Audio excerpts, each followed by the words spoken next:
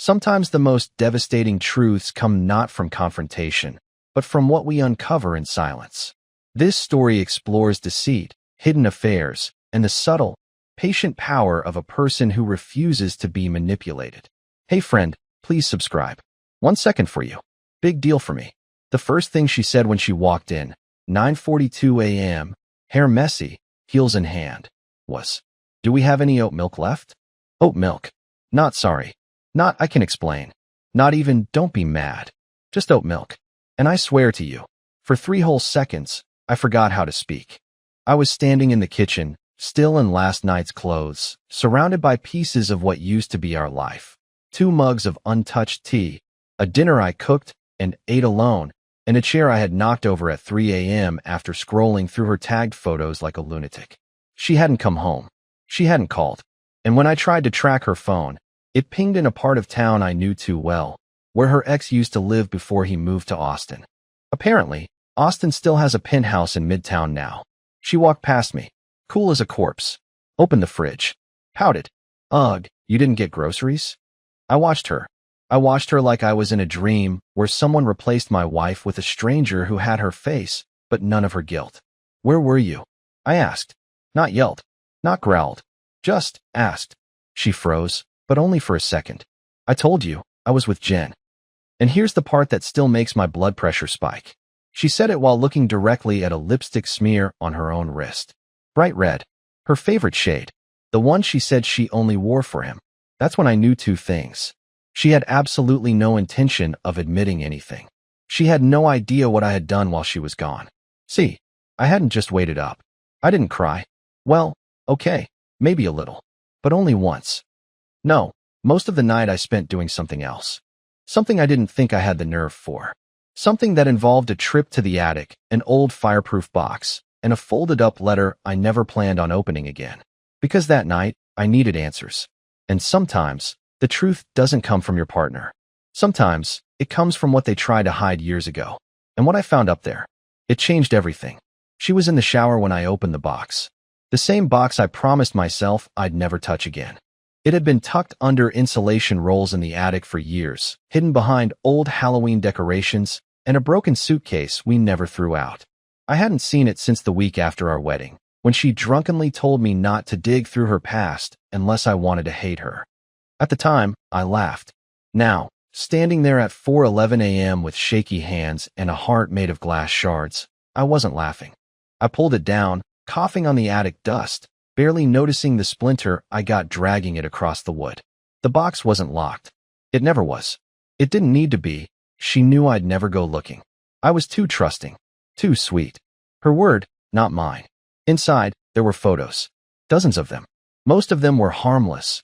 Old college memories. A few blurry Polaroids from road trips. But then, deeper in, I found the real reason she told me never to open it.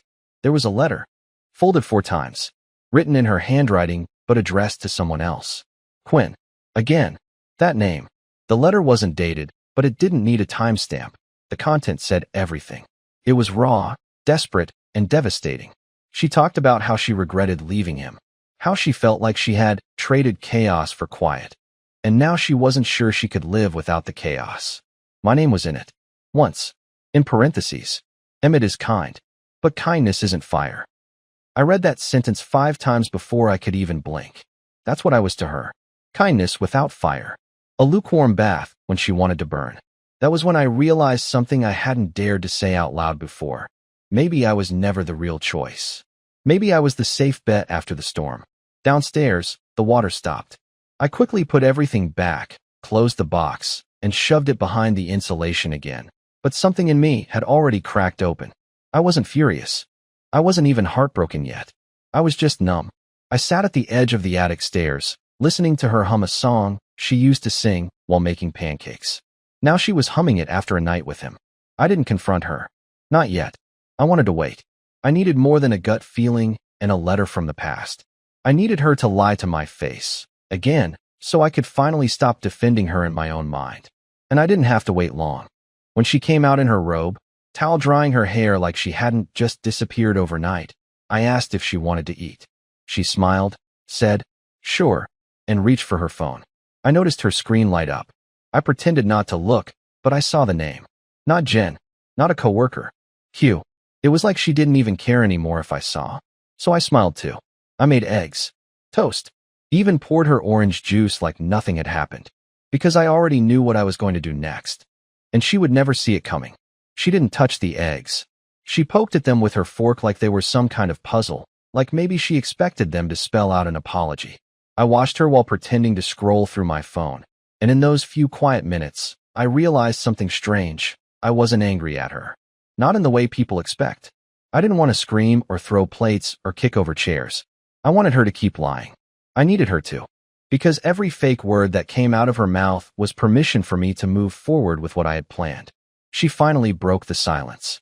I barely slept, she said, yawning like she'd had a rough night on a friend's couch and not wrapped in someone else's arms. Jen's place was freezing. I nodded, took a sip of my coffee. Yeah? You guys still talk about moving in together someday? She blinked. I had never asked that before. She wasn't sure if it was a joke. It wasn't. Oh God, no, she said too quickly. Jen's a mess. Her new boyfriend's weird. Anyway, how was your night? My night. I looked up and smiled. Uneventful. That was true. If you don't count digging through a decade-old box of emotional evidence and reading the emotional equivalent of a betrayal autopsy. But sure, uneventful. I could tell she was waiting for me to bring it up. To ask where she was. To accuse her. She was baiting me. Maybe even hoping I'd explode so she could turn into the victim. Twist it, spin it, make it my fault somehow.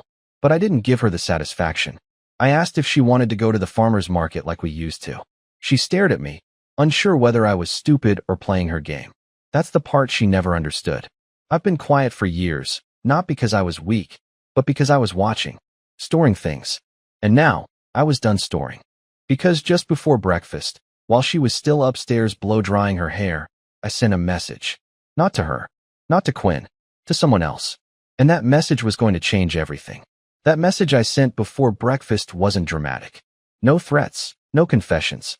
Just a polite inquiry to someone I hadn't spoken to in almost 3 years, Alana's sister, Becca. The one person who never liked me, never trusted me, and yet might be the only one who could help me now.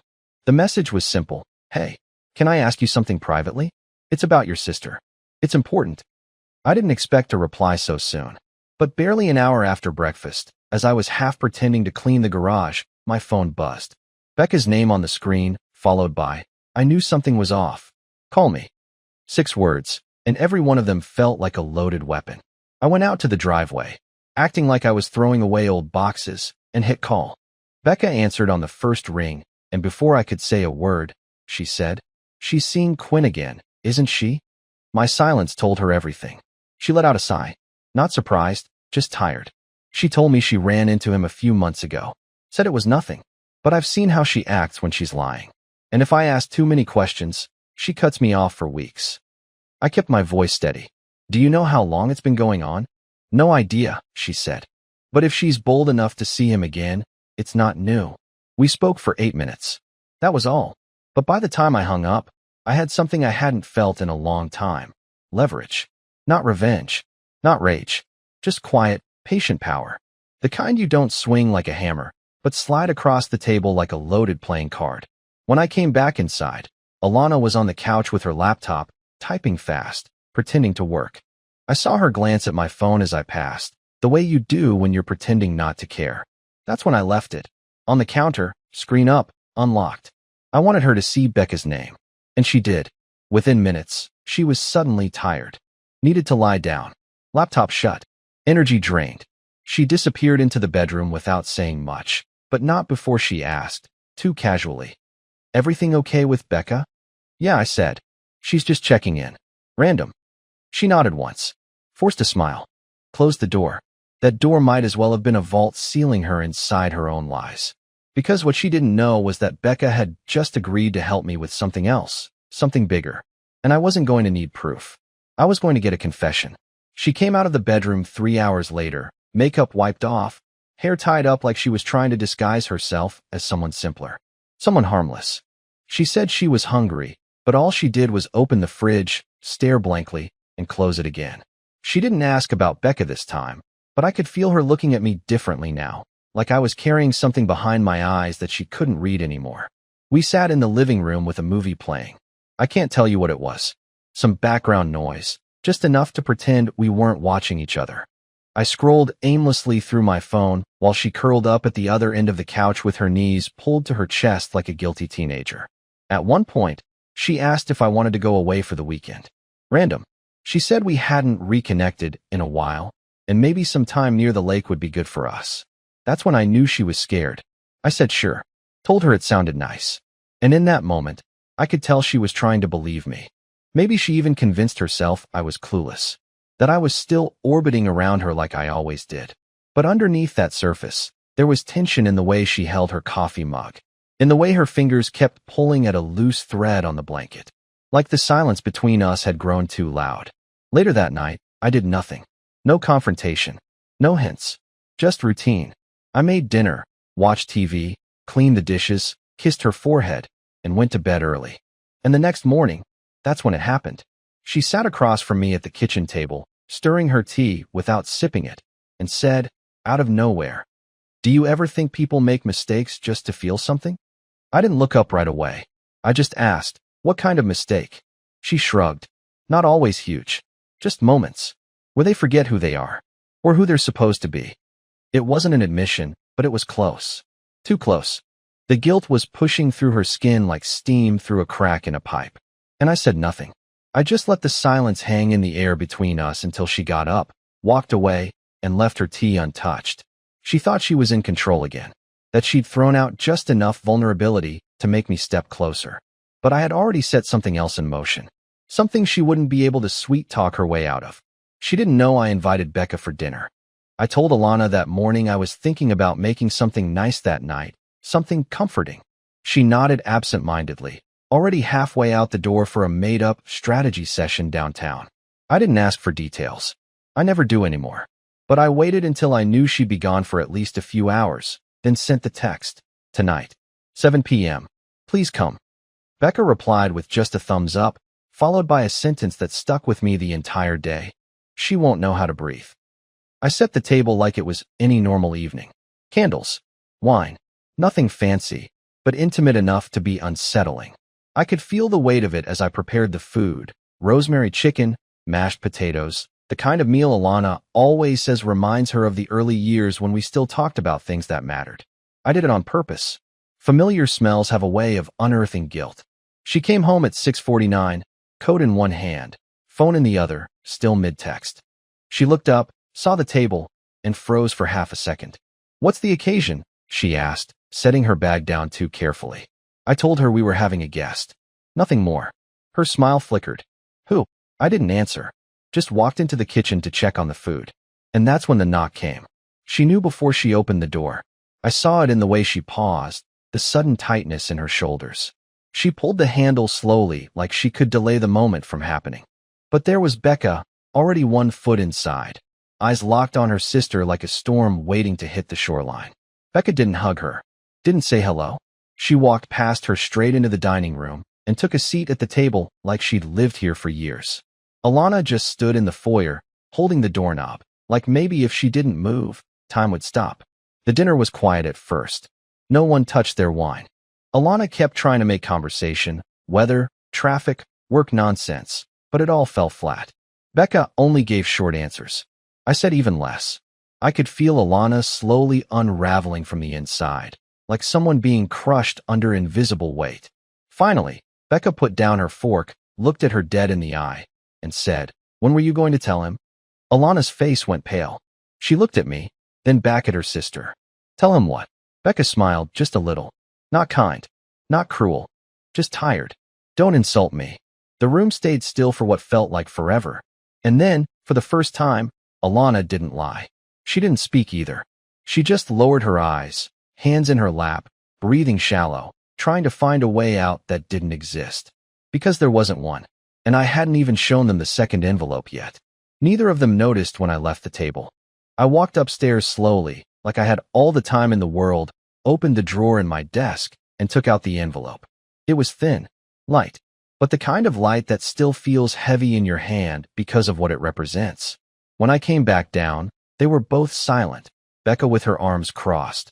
Alana hunched forward like she was trying to shrink out of sight. I placed the envelope between them and sat back down. Alana stared at it like it was ticking. You remember that storage unit you said you cleaned out last year? I asked. The one you said was empty? She blinked slowly, lips parting but saying nothing. I went there. I continued. Used the spare key you forgot was taped under your old jewelry box. Becca shifted slightly. She didn't know about this part either. Inside the envelope was a printed photo. Just one. Black and white, grainy, taken from an old security camera still active in the building. Dated 6 weeks ago. Alana. Quinn. Standing way too close. Her hand on his chest. His mouth near her ear. I didn't need to say a word. I just let the silence work. Alana reached for the envelope, then stopped. Her fingers trembled. Becca whispered. You kept seeing him there? Alana didn't answer. She couldn't. She just looked at me like a child waiting for punishment. But that wasn't what I had in mind. Because this wasn't about catching her anymore. This was about letting her destroy herself, on her own. She didn't cry. I think part of me expected her to. Maybe even wanted her to. But she just sat there with the envelope in her lap, staring down at the photo like it might erase itself if she stayed still long enough. Becca got up first. She didn't say goodbye. She just left, quietly, without slamming the door, without looking back. It wasn't anger anymore. It was disappointment, the kind that lingers longer. Alana finally looked at me and asked, in the softest voice I've ever heard from her, "What do you want me to say?" I thought about it. I really did. And for once, I realized I didn't need her to say anything. No confession could fix it. No apology would make it feel undone. I had already gone through the hardest part, the waiting, the wondering, the aching silence. Now, all that was left was choice. I don't want anything, I said, and meant it. Not anymore. That night, she slept in the guest room. We didn't speak. No more games, no more sideways glances or false starts. Just quiet. The next morning, I made coffee for one. Packed a weekend bag. I left her a short note. Not angry, not bitter, just clear. I needed time. And for once, it wasn't a bluff. I drove to the lake by myself, stayed in the same cabin we once said we'd retire in someday. It rained the first night. Hard. I stood outside anyway and let it soak me to the bone. And somehow, it felt clean. Over the next few weeks, we spoke a little. Civil, careful. She didn't fight when I said I wanted space. She didn't beg when I said I might not come back. Instead, she said she understood. And maybe that's what made it easier. Months passed. I focused on things I'd let go, my health, my friends, my own voice. I started writing again, fixing up machines less, fixing up myself more. I laughed more than I expected. And one day, while walking home from a bookstore downtown, I caught myself smiling at absolutely nothing. That's when I knew I was okay. Alana and I didn't get back together. But we didn't become enemies either. We met once, 6 months later, for coffee. She apologized, not for the past, but for the way she buried me under silence while making me feel like I owed her more. I told her I forgave her, not because she earned it, but because I needed to. And that was enough. Not every ending is fire and ash. Some just quietly fade. And from what's left, you can grow something new, something peaceful, something finally yours. Please like the video and share your thoughts in the comments. I read them all.